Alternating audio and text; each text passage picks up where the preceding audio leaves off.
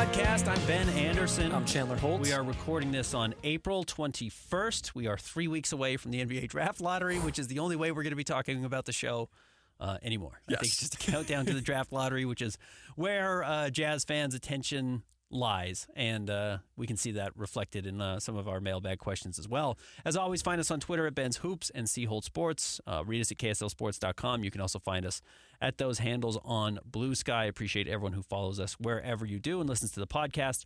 We do really appreciate it. We'll go through a little bit of Jazz news. There's not a lot, obviously. Today we are going to get into our first kind of prospect breakdown because we both watched Cooper Flagg, and it's kind of best case scenario for the Jazz. We'll talk to you why it is really best case scenario. And then even a couple of the other guys at Duke, which would be in play if the Jazz fell to 5 in the draft lottery. We'll look at some of the players on the Jazz roster as we start our end of season kind of recaps on some of these players, and then we will get to your mailbag. So we'll do that. Yeah. So one bit of weekly news, and it hasn't even happened yet, but later today, the Jazz will learn how the tiebreaker will fall for their second-round picks. Yeah, this according to Tim Reynolds. I haven't seen it confirmed anywhere else, but Tim works for the AP and is well connected. Yeah. So I would believe him if he says it. So the Jazz are waiting to figure out if they're going to draft 42nd or 43rd overall via the Dallas Mavericks, which is a trade they got, or a pick they got via the Luka Doncic, Anthony Davis blockbuster the Jazz were involved in. Jazz got 2 second-round picks. So they got this one, and you're actually rooting for Chicago to win the tiebreaker because that means Chicago gets the higher lottery odds, and then the inverse is true in the second round. So if you win the tiebreaker in the first round, they flip it for the second round. Gotcha. So you want Chicago to win if you're a Jazz fan because then Dallas would end up with the 42nd pick going to the Jazz instead of the 43rd pick. Not that that matters at all. And then a less valuable pick but a more valuable tiebreaker, the pick they got from the Lakers, I think it was. No, the Clippers, the Clippers, in a really complicated deal that includes 4 teams, the Clippers, the Nuggets, the Lakers, and the Pacers. You want the Clippers, I think, to lose the tiebreaker between all 4 teams because then I think the Jazz can end up picking as high as 52nd. So they can end up, I think, best case is 52 and 42 for the Jazz, but by the time you're listening to us, it probably has already been decided, and I will have it written up at KSLSports.com. Otherwise, not a lot of news for the Jazz. Yes. Nothing to keep an eye on. So as you mentioned, we're going to get into some prospect sort of profile breakdowns, but also before that, we're going to go through some groups on the Jazz and talk about the season that was for them, maybe a little bit of what we expect from them going forward, if they're going to be with the team, if we expect them to get better, stay the same, regress, whatever it may be. Today we're starting with non-guaranteed and two-way players. Yeah, guys who have a chance to come back next year. Some of the guys actually don't have a chance to come back next year, at least not on a two-way contract. But let's start with maybe the more prominent names, Johnny Juzang, Svi Mykhailiuk, and KJ Martin. Of those 3, who's the most likely to be back on the roster next year? Johnny Juzang. I think Johnny Juzang, you're probably right. His contract is so small. The Jazz have invested 3 years into him now, right? Yep. This would be his 4th year coming back next season. And there's some bright spots with Johnny. Yep. There's some obvious, he really trailed off at the end of the season. True. He had some really good performances early in the year, and you kind of thought, he's slowly mixing himself into that group of under 23-year-old players on the Jazz roster. He's older than that now, but kind of doing enough that you think there might be something there, and he really fell off late in the year, I thought. But 9 points, 3 rebounds, just a hair under on both of those. 43% from the floor, 37% from 3, 85% from the free throw line. He's an NBA-level shooter. Yes, absolutely. And that keeps you in the NBA. So I think at a non-guaranteed deal, you certainly let him come back on the Summer League team. I think you would let him play Summer League if he wants to. It's a long time he's played Summer League, but he's fighting for his NBA life. He should know that he's auditioning not just for the Jazz, but everybody else. And then probably, barring too tight of a roster and the Jazz feeling like, well, they've got all these draft picks coming in, they have to kick somebody off, I would think he probably comes back and at least goes through training camp. Again, his contract is fully non-guaranteed for the remainder this year, next year, and the year after, this year being 25, 26 now. He's got 3 non-guaranteed years that the Jazz don't really have a lot of rush, I don't think, to guarantee the deals on. I did just write this article on what the Jazz summer schedule is, so maybe it's late June. They have to pick if he's going to be around or not. Okay. Next up for Svi Mykhailiuk, I would say of the 3, Johnny, Svi, and KJ, he might be the least likely to come back because if you look at the sort of off-ball shooting guards who don't do a lot of dribbling, it's Johnny Juzang, Bryce Sensabaugh, and Svi is the oldest of those. And also, it was sort of just like a season of flashes for Svi. Like near the end of the year when he had his backwards shorts on, he dropped almost 30 points on crazy shooting. Yeah. But for the season, 38 games played, 8.8 points, basically 2.5 rebounds, 2 assists, 39 and 34% splits. And I should add quickly, Svi Mikhailiuk and Johnny Juzang, June 30th is their guarantee date, which is actually good for their agents to get those early guarantee dates, I guess, as opposed to a little bit later. Yep. So you know, like, hey, if I'm off the roster, I can go sign with a different summer league team or go and audition elsewhere. Svi was very much Taylor Horton-Tucker. Yeah. He kind of took the spot of Taylor, and they're not identical players by any means, but yeah, play 40 games. You're going to shoot every time you touch the ball. I think the Jazz absolutely signed Svi the same reason they signed Drew Eubanks last year. Like, this is going to be a guy they trade at midway through the season to a team that wants a shooter and a veteran floor spacer who has some championship experience. And they didn't. And he didn't look very good when he was on the floor. He had moments, like you said, but being owed $3.7 million might be just a touch high for a guy that there's no world where he's a fixture on the roster going forward. Where Johnny Juzang, like, well, bring him back. You could always trade him again. He's an expiring contract. And actually, maybe he just figures it out and he becomes a 6'7" shooter on your team that I think you can use. Yeah. I don't see that with Svi. I don't see anything there that makes you think, like, yeah, you should bring that guy back. I would bet he's not on the team next year. I was about to say, I would bet that Johnny comes back. I would bet that Svi doesn't come back. For this next guy, though, I really don't know, and I would be interested in your opinion. KJ Martin played just 19 games after getting traded to the Jazz, averaged 6 points, 3 rebounds, 49% from the floor, 19% from 3. When he first got here, he was catching lobs from Isaiah Collier. He was looking good in some moments. I thought he could fit as sort of like a glue guy sort of piece, but it kind of got worse through the rest of the games. He looks really good playing next to Lowry and John Collins and Walker Kessler, and looks really bad when he gets bumped up the roster. Yes. So I talked to a guy who knows basketball really well, has coaching experience, et cetera, who was telling me, not a Jazz person, by the way, but I was asking about what they thought specifically about KJ Martin. And he said, yeah, it's your, like, 9th, 10th, or 11th guy on your roster. Yeah. And that's fine. $8 million is really high to pay your 9th, 10th, or 11th man. Now, remember last year we kept talking about this term, the human trade exception. Yes. That's what he is. He's a human trade exception. It's why Philly gave him an $8 million deal, and his second season is non-guaranteed. They signed him specifically to be able to trade him this year to get an asset back. And actually they had to attach an asset to him to send him to Detroit to get off of his deal to try and get him to the salary cap. That's not going to be a concern for the Jazz. So I wonder if the Jazz bring him back as that same human trade exception, or if they try and renegotiate his contract and say, hey, how do you feel about 3 years, $12 million total, and, the first 2 years are guaranteed. And we'll give you, that way you get your $8 million that you're guaranteed right now, but there's a chance you really stick around for your third season. Do you want that? Otherwise, we're just going to waive you and let you go hit free agency, and you're not going to get $8 million anywhere else. Like, that's the negotiation I wouldn't be surprised if the Jazz have, unless they feel like, hey, we like an $8 million expiring contract, in which case you bring it back. Yeah. But, like, the Jazz aren't at a point right now where they can be worrying about the 9th, 10th, or 11th man on the roster who's not a 21-year-old or a 20-year-old who's just trying to make it in the NBA and has some upside.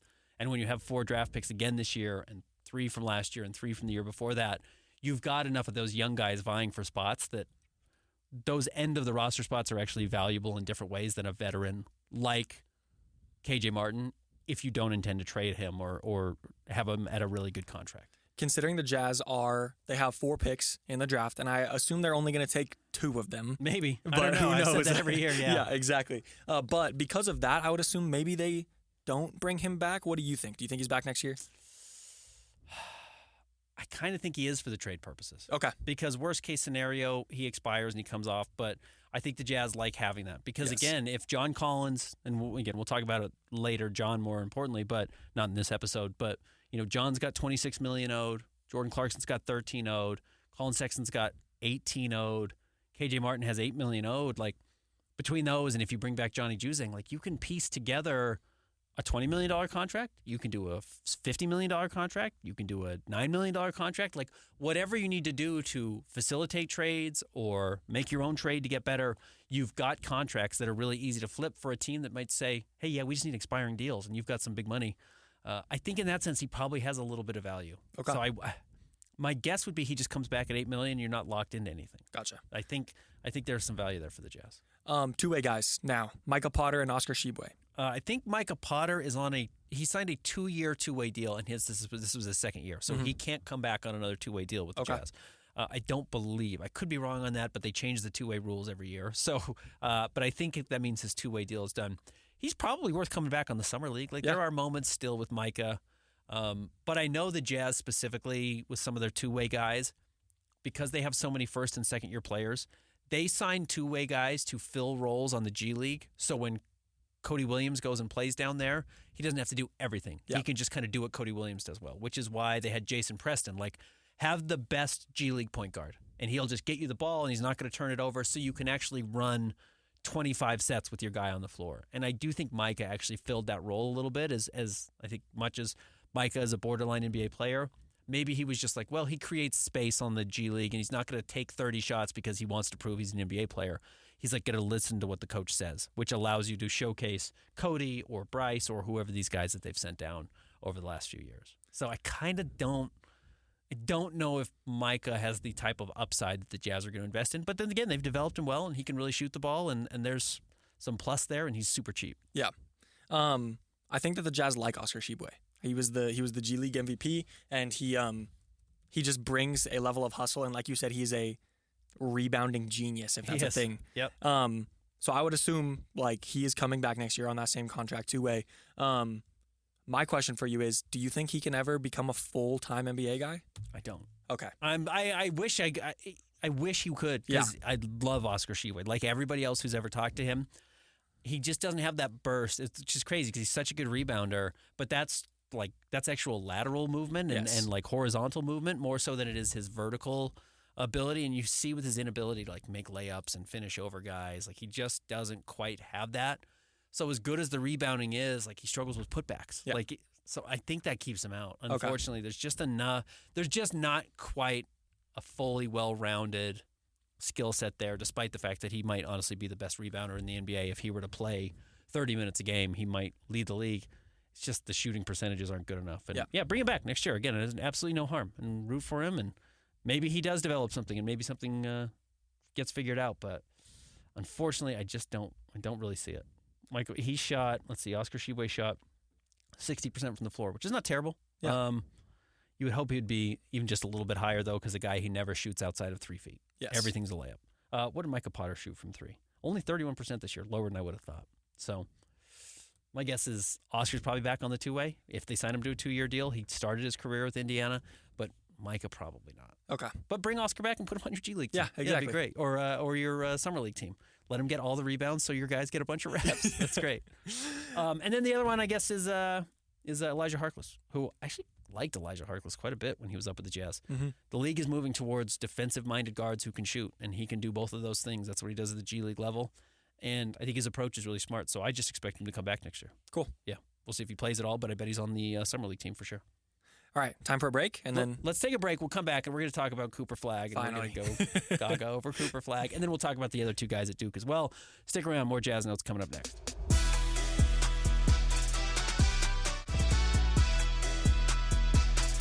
Welcome back to the Jazz Notes podcast. Ben Anderson, Chandler Holt. All right, as we are 3 weeks away from the draft lottery, we talked to you about how we were going to do this. We're going to talk about Cooper Flagg today. We're going to talk about the two Rutgers kids, Ace Bailey and Dylan Harper, next week. We will have one more week, because that's only 2 weeks from now, to talk about VJ Edgecombe from Baylor, and then we will record a live podcast on draft lottery night after the lottery to give you an understanding of what the Jazz are looking at, whether they win, fall to 2, 3, 4, or worst case scenario 5. And we can tell you today a little bit of why it would be worst case scenario to fall to 5, but we will talk about all those things. Yes. But we got to start with Cooper Flagg. Yes. We both watched games of Cooper over the weekend. You can go and find the scouting stuff on YouTube if you just want to watch an 11-minute breakdown or a 3-minute breakdown or a 20-minute breakdown. There are amateur scouts everywhere that are willing to do it for you. Yep. But I personally like watching games. Yes. Because I get a feel for body language. I get a feel for overall interaction. The scouting tapes never show you what they're doing off the ball, so I like to see the impact gravity they're having when they don't touch it on the offensive side. I like to actually see what they're doing when they're on the bench. Every single thing with Cooper Flagg is such a glowing green flag, no pun intended. It's just a green light. It's just It's like you made a perfect basketball player. Yeah. It is crazy to watch. And I went back, and one of the games I watched, which I don't like to do, I promise you, because you should throw out a player's best games and their worst games because they're probably not that. However, when you do get a guy who's going to be the obvious number 1 overall pick, I don't mind looking at their best game and seeing, like, why were they so good in this game specifically. So I did go back and I watched his game against Notre Dame. I did as well. He had 42 points. Now, the flaw with this is Notre Dame is a bunch of guys who are 6'5". Yeah. And he's 6'8", and they have great size at Duke. Yes. So he punished them. Now, what did he end up taking? 16 free throws in this game or something absurd? He scored 42 points. He would have 7 assists and 6 rebounds, or the other way around, whatever it was. He just dominated Duke and was physically dominant. Now, again, or dominated Notre Dame. The reason I don't actually feel that bad about watching this game is he is going to be physically dominant in the NBA as well. Yes. He is going to punish guys in a lot of different ways. But, okay, I've been, like, raving about him, and we'll get into actual details. What did you see when you watched him? So I watched 3 games, and I didn't watch, like, the whole 2-3 hour. I did, like, the like scoring plays, like cutting back and forth.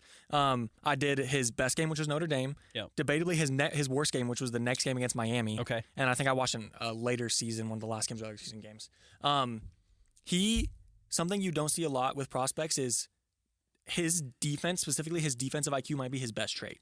Yeah. Which is like a lot of players come in and they're so offensively talented, but it's like, how can you like make it on the NBA floor? Like, will you be great on this side but unplayable on the other side? And that is just not the case for Cooper Flagg at all. He is going to be an amazing help defender from the wing position. He's awesome off the ball. Yeah, which you don't see a lot.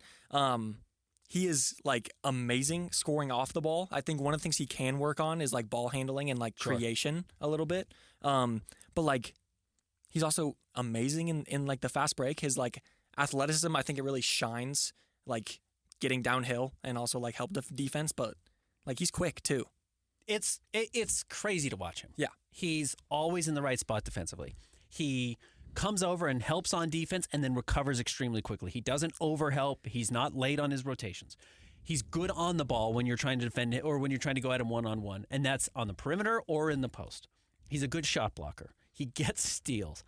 He's calling out every play when he's on defense. He looks like a linebacker out there. He's pointing to everybody. He's orchestrating where everybody needs to be. It's awesome. Yeah. And he just feels huge out there. Like he just looks big, especially against college players, but he just looks big. It's amazing to watch. And then on the offensive side of the ball, he might be as good or better. Yeah. Like he's going to be a 25, 28 point per game scorer. And it's the worst part of his game. Yeah. And he's probably going to be that level of scorer. It's why you see comparisons to Kawhi and Jason Tatum and Jaylen Brown and Mikal Bridges. Like these guys are just like so solid everywhere, and they're still going to get you 20 points a game. It's amazing. But offensively, handling the ball's probably where he needs to get the best, and he still ran Duke's offense most of the time he was on the floor. He's incredible in the pick and roll. He's incredible in the short roll. He's an awesome passer. He's a good shooter. Like, not lights out shooter, but 35% this year at Duke? What was he at from three? 38.5. 38% on 3.5 attempts. It's just like, you kind of go through, and I've done 10 drafts now, and I've been going to the drafts since Dante Exum was drafted. Like, I've been to a lot of drafts, and I've just looked at so many players, and it's just like, oh, this is the huge weakness. And like, oh, they definitely can't do this, or I never saw this on film. There's nothing there with Cooper that you're like, oh, I didn't see it. Yeah. He's switchable on defense, so you're not going to be able to beat him with a small guy or a big guy. He can post up on offense, or he can face up from the three-point line. If you leave him open, he'll beat you with spot-up shots. He looks for big guys when he's passing the ball. He is a very willing ball mover. It's just like every little thing you think like, oh, maybe he doesn't do that. 3 plays later, he shows you he can do it. It's really, really wild. As you read about it, you see it, and everyone says, like, I'm not sure I've ever seen a more complete prospect. It's absolutely true. Yeah. He checks every single box. I have some points and also some nerdy stats to get into. Okay. I think that, like I said earlier, he is amazing off the ball. He shot 75% on cuts at Duke. Mm-hmm. He finds the space in the defense well, and he finds his shot well. Like you said, he is a good passer. I think he averaged 4.2 assists, and he had a 2 basically assist to turnover ratio. Yeah, 2 to 1 assist to turnover ratio. Yeah. I think that if his ball handle gets better and he just he's not a bad creator, but it's just like his efficiency isn't as good as when he's off the ball and like catch and shoot and stuff like that. That is where he jumps from like all NBA first team level to like best player in the NBA. MVP. Yeah, exactly. Yep. So he averaged 19.2 points, 7.5 rebounds, 4.2 assists, steal and a half, block and a half, 48% from the field, 38% from three, 84% from the line. Those stats are better in almost every category than Tatum and Paolo Banchero at Duke, other than Banchero averaged 0.3 more rebounds. He is a better player than those guys as a freshman. Yes. By a lot. A lot. And by the way, he's the youngest player in the draft. He should be a high school senior right now. He reclassified. He is the youngest player in the draft. He will make his NBA debut before he turns 19 years old. It's just insane. Yeah. He really is it's just a crazy player. And it makes you almost painful that there's only a 14% chance your team could get the number 1 overall pick if you're a Jazz fan, or any of these teams that tanked all year. Yeah. Because he is worth it. He is going to be, barring injuries, he's going to be a top 15 player in the NBA easily. He definitely has top 10 potential. He would be the Jazz's best player by January, if not the end of training camp. Like, Lowry's awesome. Don't get me wrong. Lowry's a better shooter. Lowry's going to score more points than Cooper next year. Cooper's a better rebounder, passer, defender, everything other than Lowry is shooting. Like, he is easily going to be the best player on any team that drafts him outside of like the Philadelphia 76ers by the end of the season. Yeah. 100%. And I'm talking about lottery teams. Like, he's that good. He's already won Rookie of the Year. Assuming he stays healthy, he's just going to be stupid good. Yeah. It's amazing to watch. Any complaints about him? I've got like the very minorest things to pick out, most minor things to pick out, but what have you seen? I was going to say, like, when you're looking at like a guy like Cooper Flagg, your negatives to take away are like nitpicking, basically. But something that I thought was interesting, I think of him as like really good at getting downhill, but looking at his stats, this was something I was talking about. He shoots 52.6% on layups. Okay. Which is interesting. And if he's not dunking, he tends to like not shy away. That's not a good word because he's very physical. But like a lot of times it's like maybe like looking for the foul and he throws up, makes shots harder on himself. Yep, I think that's true. And then the thing is, he's sort of, I think why the Kawhi comparison is so good is because he's very calculated. You can even say robotic in his moves. Yeah, he is. And I don't think that's a bad thing, but like I feel like he has a one move and he has a counter move. But then like if he has a good on-ball defender on him, he gets cut off a lot. He is not, I think this to your point, he's not going to become like a true number 1 best offensive player in the NBA. Okay. Yeah. The way I look at the other top 4 players in the league, and really maybe it's only like top 3, but like Jokic, Luka, LeBron for the last 20 years, like every time those guys are on the floor, you're guaranteed a good possession, right? Like you're going to get a good shot, you're going to get a good possession. That's why they're so valuable. Your offense is going to click and run correctly every single time they're on the floor. I don't know if Cooper guarantees that. And that's a Kawhi thing, right? Kawhi, even Jason Tatum, like I'm not sure you are guaranteed a great possession just because Jason Tatum's on the floor. Jason Tatum takes like some weird pull-ups at times and doesn't get to the rim at times. He's more in that vein of an offensive player. Now, Jason Tatum averages 30 points a game. Yeah. Kawhi Leonard has won a championship with 2 different teams as the best player on the team. Like, the ultimate nitpicky thing. Yes. But he is going to be a team's leading scorer. He just might not be 32 point per game offensive engine that way. Yes. But he is the guy who's going to touch the ball every time. He's going to get the last shot. He should get the last shot. He's going to shoot well. He's going to be great. He's just going to be awesome. And my only other like very nitpicky thing is like the ACC stunk this year. So he actually did kind of coast through a bad league, but you could have put him in the Big 12. You could have put him in the SEC. He would have been the best player in that conference too. Yeah. Like, he won AP Player of the Year for a reason. He is just truly awesome. This is not a negative thing at all, just a sort of a idea, sort of evolution for him that I could see. He is like we mentioned, he's a positive passer. He's even a smart passer. He sees the floor very well. But most of that comes within the half court. I could see him developing into like a true star point forward. Yeah, absolutely. Yeah, no question about it. All the shooting numbers trend in the right direction. You mentioned the layups, which are surprisingly low. Yeah. But he shot 84% from the free throw line. He got to the free throw line a ton. Again, 38% from the three-point line. Like every indicator you look for is going to be like A-plus shooter. Yeah. Like a very, very high-level shooter. The same way Kawhi and Jason Tatum have turned into elite shooters. Cooper's going to get there. He's just going to be an all-star. He's going to be a great, great player. and you hope like hell you get him Yeah. because he's worth it. Yeah.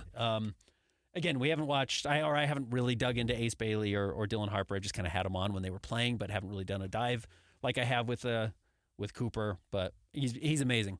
But while we were watching these, you also got to watch two other guys who will be in play for the Jazz at 5 if the Jazz were to slip to 5 in Khaman Maluach, who's the big center for Duke, and Knueppel. And it's almost unfair to watch them play together. Yes. Because Cooper is so everything all the time.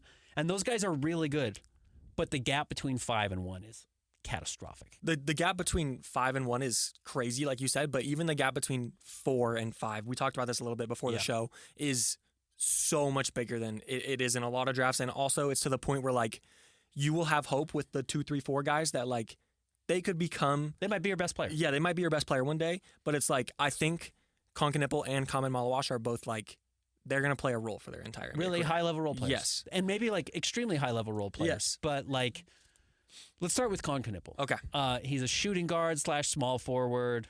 He's kind of just your lights-out shooter. Like, he's an awesome shooter. He's going to be... He has a chance to be the best shooter in the NBA. Yeah. Once Steph retires. Like, he might be a guy who shoots 44% from 3 on 11 threes a game. Yeah. He's going to be a crazy shooter.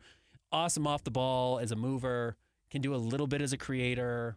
But like his best skill offensively is like Klay Thompson. Yes. Like that's kind of like what he could turn into. He could be that type of offensive juggernaut at his absolute high end. I don't think he's ever going to average many points as Klay did, but like the guy who doesn't need any dribbles and is an absolute assassin. He's that type of player. And tagging onto that, I don't see him ever even really getting close to where Klay was in his prime as a defender. No, not at all. Yeah, and he is like, mind you, he has a really good strong frame. He's 6'7", 6'10" wingspan, and he has a high release point. Like the shooting is amazing. Like there's literally nothing you can really point out there that's bad, but he has slow foot speed. Yeah. He like if he's not finishing with like smarts, like getting you in the air with a pump fake, like he's just gonna be out. This isn't a word. Out athleticized in the paint every single time. Yep. It's just like the athleticism is a really big asterisk next to the prospect that is Knueppel. It's why it's nice that he's 6'7" and 215. Yes. Like that's his skill. He's a good enough athlete, but he's got really good size. Yes. But his shooting numbers, 48% from the floor, 40% from 3, 91% from the free throw line. He shot 5 threes a game in 30 minutes. Like he is going to be a super high level shooter in the NBA, which is great. You look at how like Bryce Sensabaugh has really risen close to the top of the Jazz's prospects list because he shoots so well. And like Knueppel's a better player than Bryce Sensabaugh. Yeah. He's a better defender. He's a better passer. He's going to be a better shooter. Everything that you like in an offensive role player, you like about Knueppel. Yeah. But there is not the best offensive player on a team upside that you get from VJ Edgecombe, Ace Bailey, Dylan Harper, and then certainly Cooper Flagg. Like that's best case scenario for those guys. I don't think best case scenario Knueppel ever gets there. No. He's a complimentary scorer. And we'll do more deep dives if the Jazz ever actually get to 5 on him and actually dive into it. But that was my original thought. And then Khaman Maluach. Khaman Maluach listed at 7'2" with a 7'6" wingspan. He has a 9'8" standing reach. Yeah, I think it's higher than, or it's like as high as Victor's. Yeah. Yeah, it's like he's got some freakish dimensions. Which is crazy. Average 8.6 points, 6.6 rebounds, 1.3 blocks, shot over 70% from the floor and 76.6% from the free throw line. He was also 4 for 16, I believe, on the year from 3. So it's like, could be something there. What was his free throw percentage? What did you say? 76.6. Yeah, it's like, it looks good coming out of his hand. Yeah. Like there's some shooting potential there. He is a classic athletic rim protector, rim runner, huge center. He's also like impressive in transition for his size. Like a lot of guys you see just sort of lag behind the group, but he actually gets out there and gets running. Also, the 1.3 blocks doesn't really tell the full story. He is one of those guys that alters every single shot. If he's in the paint, you're going in there. And he has a little bit of switchability. Like he'll go out on the perimeter and kind of, his foot speed's not great. He gets burned, but he's so long and his reaction is good. It's like Rudy Gobert, where how many blocks from behind did Rudy Gobert have on guards that beat him and thought, okay, it's layup time. Yeah. Khaman Maluach does get that, but he is not like a crazy shot blocker. Yeah. So before the thing is, even if they fell to 5, if the Jazz fell to 5, they're not drafting Khaman Maluach because you've got Walker. Yes. I don't really see a scenario, barring like Walker saying, hey, I'm not going to re-sign with you, trade me, where the Jazz would even consider Khaman Maluach. Yeah. Or if like the Lakers were like, hey, we've got this crazy trade package for Walker, we have to have him. And the Jazz said, well, we'll get this trade package back and then still draft Khaman Maluach at 5 and replace Walker. Then you kind of get the best of both worlds. But there's not a lot of scenarios where the Jazz take him 5. And here's the thing. I think, funny enough, I think the Lakers would like Khaman Maluach more than they would like Walker Kessler. Like, of course, Walker is like a more established version of that, but it's like, 1, the upside, and 2, I would say Maluach is more athletic than Walker Kessler is. I think so. So he's very flaily. True. But that's just because his arms are so long, and he's Yes. got to get stronger, and then you control your body. Yeah. He's like that super flaily guy. Yeah. He's good. He's a good player. He's he should be a top 10 pick. I have no doubt about it. He should be a top 10 pick. He's the only good defensive center projected in the top 10. Yeah. So he's gonna get picked high for that reason. And you look at how good Walker has turned into, and you look at Yves Missi, who's going to be a potential all-rookie team member this year. Those guys have value in the NBA.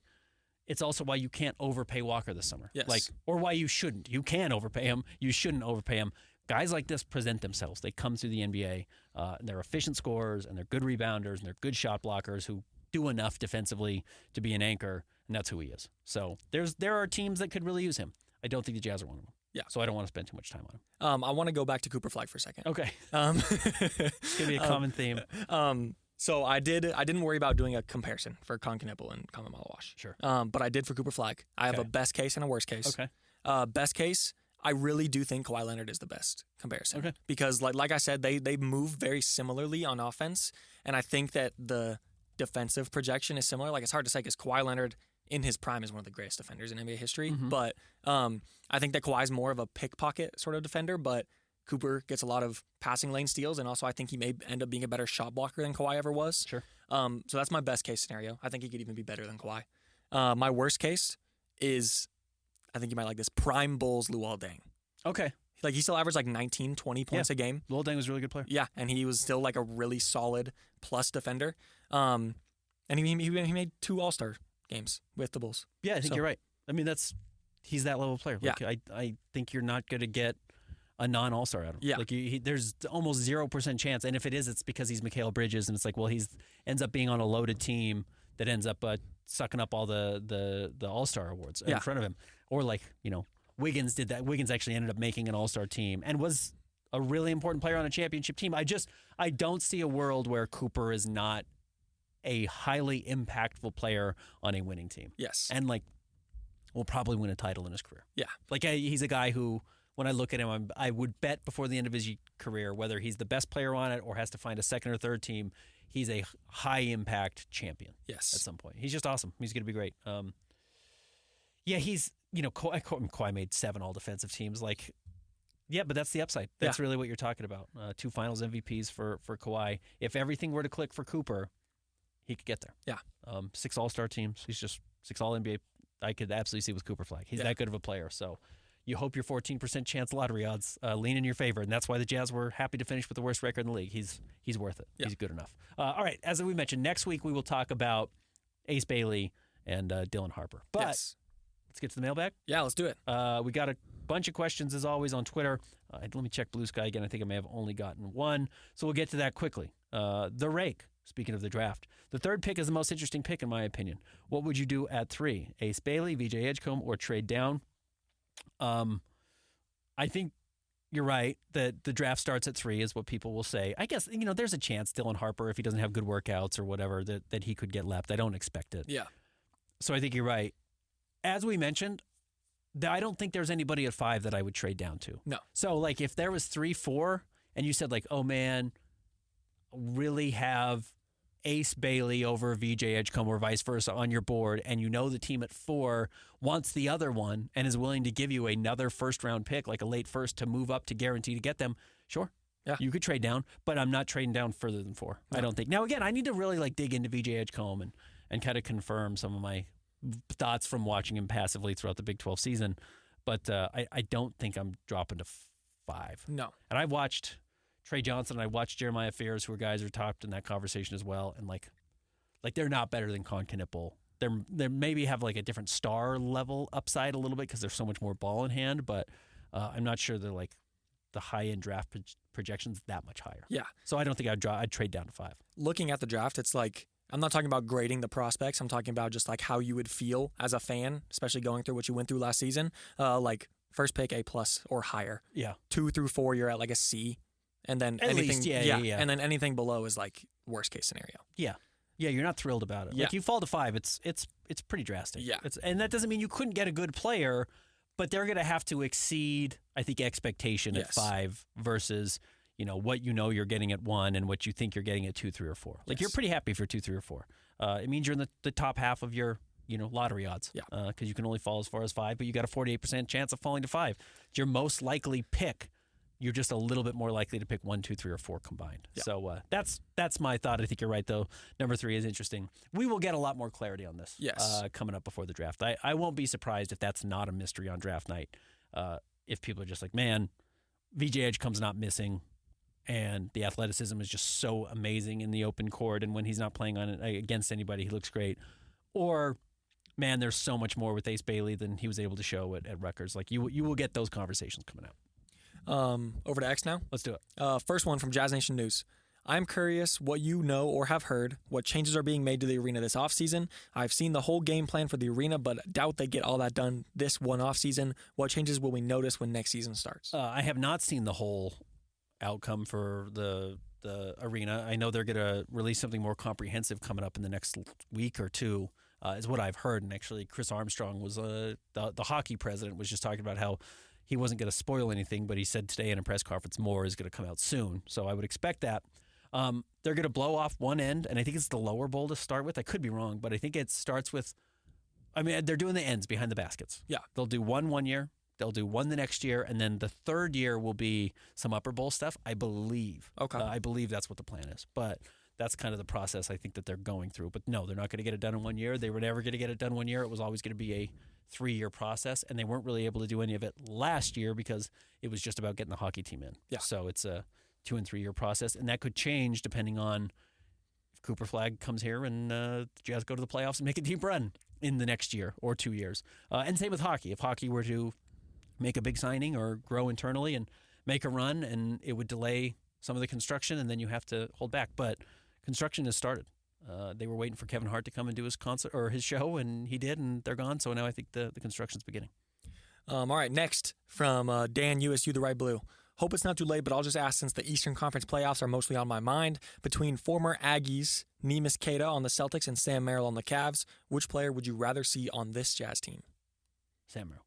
He's a better player. 100%. Yeah. Yeah. Queta's fine. Yeah. But third centers are a dime a dozen. And no, look, actually, Sam Merrill's he's not worthless, but like good shooters, those guys are out there too. Yeah. You can go sign those players. But we've talked about, can Bryce Sensabaugh be a Sam Merrill type of player? Well, Bryce has value. Yeah. But who cares about who the Jazz's backup center is? Yeah. I don't know, who is the Jazz's backup center? Sometimes John Collins, sometimes Walker Kessler, whoever's out there. But it could be some Taylor Hendricks next year. But your backup center is easy to replace, especially when you're the third backup like Nemi. So cool that both those guys are on good teams and contributing. Pirtle's out. DeLon Wright's playing for the Knicks, so he still has a chance to make a run. Kuzma just had one of the worst playoff games of all time. 20 minutes, 0 points, 0 rebounds, 0 assists, 0 blocks, 0 steals. Tony Snell effect. Yeah, did the whole thing with the Bucks. Yeah. Yeah, you don't want to do that. No. He'll have a better game too, I bet. Yeah. But so good for those guys. They're both contributing. I watched the Cavs game. It's Sam Merrill's playing all the time. They need his shooting. So the shooter has more value. Yeah. Next up from Gavin Carpenter. Do you think it's possible the Jazz trade their 2 second-round picks and the 21st pick to try to move up to the 18 to 15 range to have a shot at like Igor or Rasheer Fleming? Yes. Yes. But then again, maybe the Jazz are just we just need to take as many swings as possible, and I think they've shown that. And they might be feeling a little rich off of getting Kyle Filipowski with the second-round pick, and just think we can't miss. Bryce Sensabaugh with the 28th pick, and then Isaiah and Kyle Filipowski with the 29th and 32nd pick. Why not just keep drafting? And I actually, I think that's the right move. Yeah. In all honesty, the value of the draft between 18 and 21 every year is nothing. There's no difference. Now, that doesn't mean there aren't good players at 15, but you go back and historically you look your odds of getting a good player at 21 and your odds of getting a good player at 15 are probably almost identical. Yeah. So just take 2 extra swings. And if it's a foreign guy you have to leave overseas or can bring in an audition, I'm always of the opinion that you just make the picks. Yeah. In all honesty, other than you are hoping to get 3 and you fall to 6 and you trade up to get Darren Williams. Otherwise, I think you make picks and you just say I would rather bet on 21 and 42 and 52, one of those guys being better than whoever you're trading up for at 15, unless you're just like sure, but no one's ever been sure at 15. That's why they're the 15th pick of the draft. That's the problem. Especially because it would, like what happened last year, and it would make so many Jazz fans so happy. I wouldn't be surprised if they try to make a play to get Yegor Demin. But who knows? No, I can see it. No, if the Jazz saw him and love him and think that they know something more than anyone else, I think you go get it. I actually think the opposite tends to happen. Mm-hmm. It's why a lot of teams don't draft somebody from in the state. Some of that you'll hear, like, oh, it's because the fan base is just going to want to see them all the time and it becomes a distraction. I think some of that's it. I think sometimes they overwatch players. Yeah. And one of my hot takes in the NBA, which everybody who works for the Jazz would absolutely want to hit me in the face with a pie if they heard me say this, is like, I think draft scouts overdo it. I think, and look, they're justifying their jobs and like, there's a ton of money spent to going into it, but like, I think they watch too much.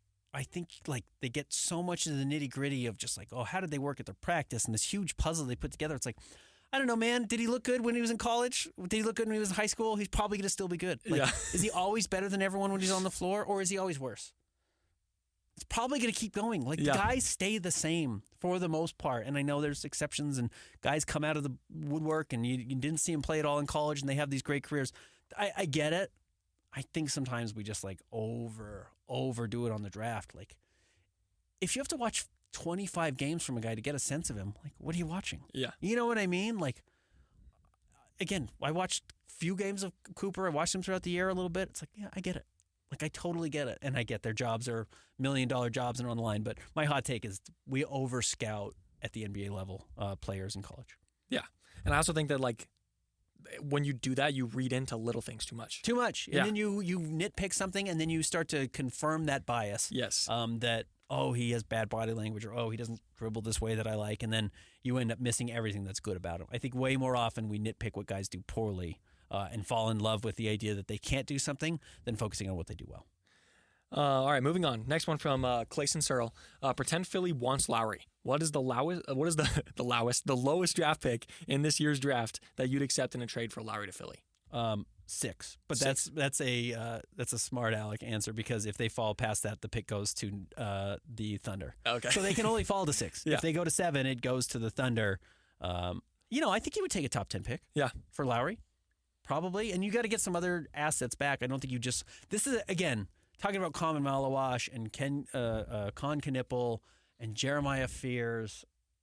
Oh, it's like. Lowry's better than those guys. You're probably just better holding on to Lowry. Yeah. So I don't know if I would do it for a top 10 pick. Like, I would do it if, like, let's say Houston has, they have the Suns pick this year, right? Let me pull up the draft order right now and look at where it is. It's like right there around 9 or 10. I think it's number 9 right now.